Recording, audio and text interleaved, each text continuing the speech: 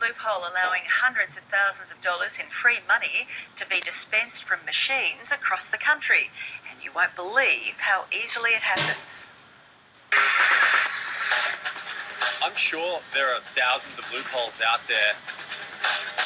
There's a little bit in all of us that has a fantasy that we'll wave our magic wand and everything will be wonderful.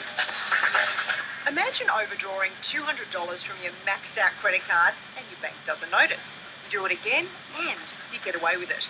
Before you know it, you're on a wild spending spree at the bank's expense. It sounds like a movie, except it actually happened to one opportunistic Melbourne bloke. And it could happen to anyone at any ATM. He was a humble hospitality worker who'd already blown the $2,000 limit on his Nab MasterCard. One night in February last year, he blew it out further with a $200 cash advance from his credit card at an ATM. Straight away, he tried again and got another $200, then $500, then $500 more, then $600, all in a single night from just one ATM, no questions asked.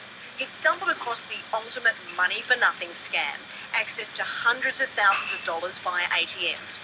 He was withdrawing money at will, yet nobody asked how, and, incredibly, no red flags were raised. Hiccups do happen, there are instances of people getting too much money or getting not enough money in their account. Fred Chibesta is a credit card expert from finder.com.au. He says the banking system is not foolproof, but These things are very serious matters. It's modern-day white-collar crime, really.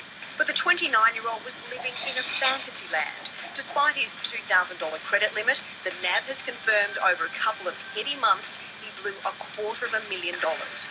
His spending bender included shouting his mates' meals at Australia's most exclusive restaurants, like Sydney's Rock Pool, where he racked up a bill of nearly $3,000, and a $5,500 bill at Melbourne's Rock Pool the next week.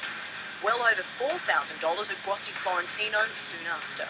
He stayed in the best motels like Palazzo Versace in Queensland, $1,000 a night, hundreds at Sydney's Swiss Hotel, hundreds more at Crown Casino in Melbourne. Then tens of thousands more on limos, helicopter flights, first-class airline tickets, top-shelf alcohol, car parts, online betting. He even put a homeless man up at the Hilton.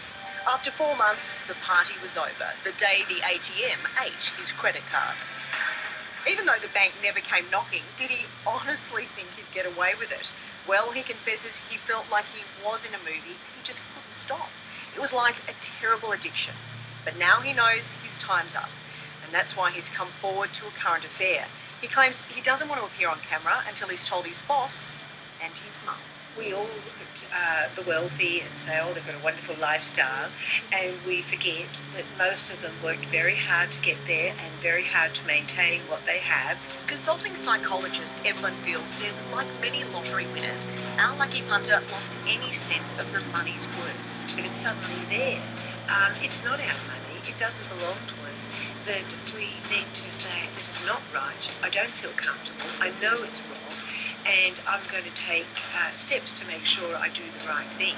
But the question remains, how did a bank which spends millions on high-tech security to stop fraudulent transactions allow an everyday bloke to rip them off for hundreds of thousands? A bank that's taken the motto, more give, less take, to ridiculous extremes. In a statement, a spokesman said, Once the fraudulent transactions were confirmed, NAB took immediate action to close the relevant accounts. The matter was referred to Victoria Police. NAB is considering its legal options for recovering funds. The money would have to be paid back, or so there might be other legal repercussions of that as well. There's been other instances in the past where people have done similar things and they've had to either go to jail or face penalties. Nothing in life is free. You will get caught.